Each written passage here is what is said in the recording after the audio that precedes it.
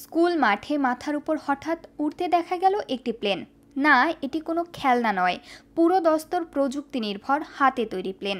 দীর্ঘ 4 মাসের কঠোর পরিশ্রমের মাধ্যমে এই প্লেনটি তৈরি করেছে স্কুল ছাত্র সাকিব আল হাসান অঙ্কন।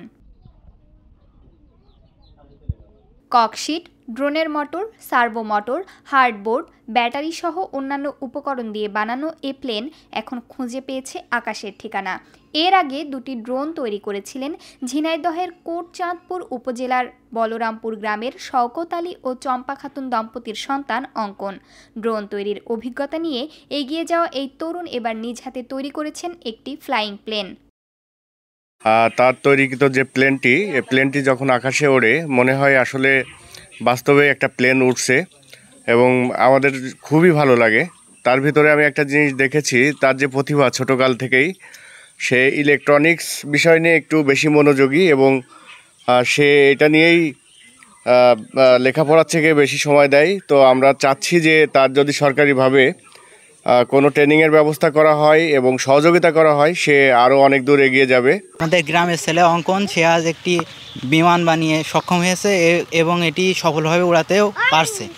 এটা আমাদের জন্য অনেক আনন্দের, আর সে যেন ভবিষ্যতে দেশের মঙ্গলের জন্য আরও ভালো কিছু করতে পারবে, এটাই আমাদের কামনা। অঙ্কন ভাইয়া যখন প্লেন উড়োয় আকাশে তখন সত্যি প্লেনের মতন লাগে। আমরা প্রতিদিন অঙ্কন ভাইয়ের সাথে এসে প্লেন দেখি।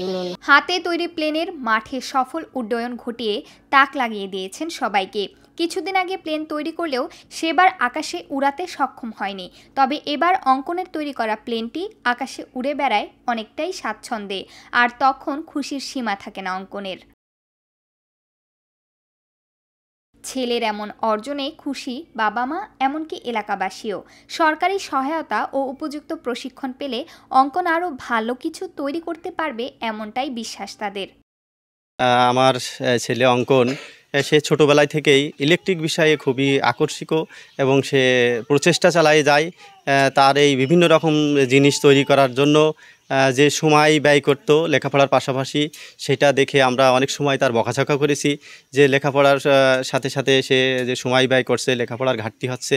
তো তারপরেও সে কোনো কর্ণপাত করেননি, লেখাপড়ার পাশাপাশি সে আপ্রাণ চেষ্টা চালিয়ে যায় যে সে সফল হওয়ার জন্য। টাকা পয়সারও কিছু সমস্যা দেখা দেয়, সে নিজেই টিফিনের টাকা বাঁচিয়ে বিভিন্ন রকম সরঞ্জামাদি ক্রয় করে এবং দেখি সবসময় লেগেই থাকে বিভিন্ন রকম খেলনা তৈরি করার জন্য। তো শেষ পর্যন্ত দেখি আমরা 2024 সালে ডিসেম্বরের দিকে 2টো ড্রোন তৈরি করছে, ড্রোন আকাশে উঠছে। আমার পরিবারের সকলেই আমরা দেখছি, সেটা দেখে আমার খুবই আনন্দিত, খুবই ভালো লাগছে যে অঙ্কন আজকে ড্রোন আকাশে উড়াচ্ছে। তখন ওর মাথায় এই উৎসাহ উদ্দীপনা পেয়ে ওর মাথায় আসছে যে ঠিক আছে, তাহলে আমি একটা প্লেন তৈরি করব। তখন এই যে যন্ত্রাংশ, অতিরিক্ত যন্ত্রাংশ দরকার, সেগুলো আমার পক্ষে সহযোগিতা করা সম্ভব হচ্ছিল না। ওই ড্রোন ভেঙেই ওই মেশিন দিয়েই সে প্লেন তৈরি করতে সক্ষম হয়েছে। আজকে আমার বাসায় বিভিন্ন লোকজন আসতেছে এবং প্লেন উড্ডয়ন দেখছে, সবাই আনন্দিত। আমিও খুব খুশি এবং গর্ববোধ করছি। যখন তার বকাঝকা করেছি, পরে যখন দেখতে পাচ্ছি যে না, সে সফল হয়েছে, এটা দেখে আমাদের আজকে সেই পিছনের কথা সমস্ত সব কিছু ভুলে যাচ্ছি আর কি, এবং খুবই আনন্দ লাগছে। ছোটোবেলা থেকে অঙ্কন লেখাপড়ার পাশাপাশি ইলেকট্রনিকের কাজে খুব মনোযোগী হয়ে ওঠে।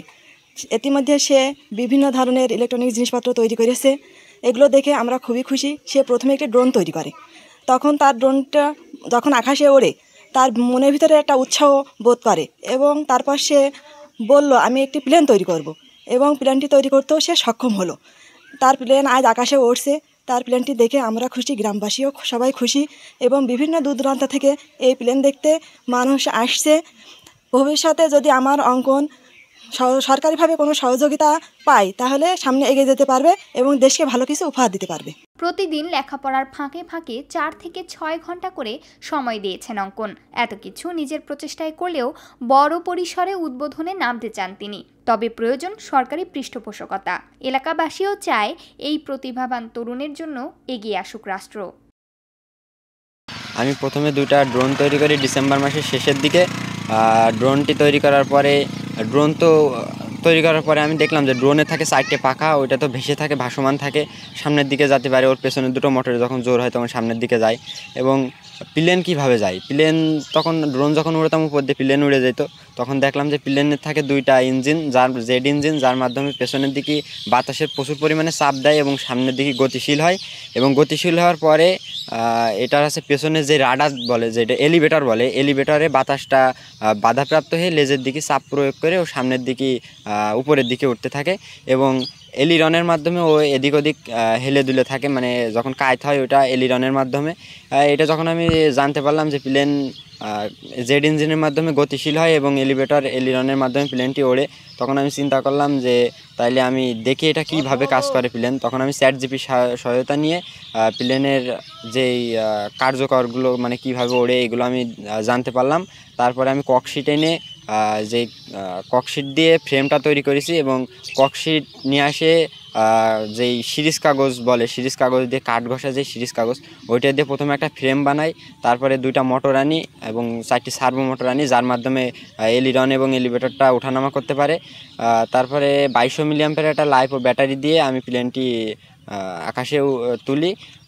এখন ঠিকঠাক মতো ওড়ে। এর আগে আমি অনেকবার ব্যর্থ হয়েছি, এর আগে 2টা প্লেন বানাই কিন্তু প্লেন 2টাই ঠিক মতো ওড়ে না। প্রথমটা তো ঠিক মতো ওড়েই না, তারপর এটা কিছু দূর উড়ে পড়ে ভেঙে যায়।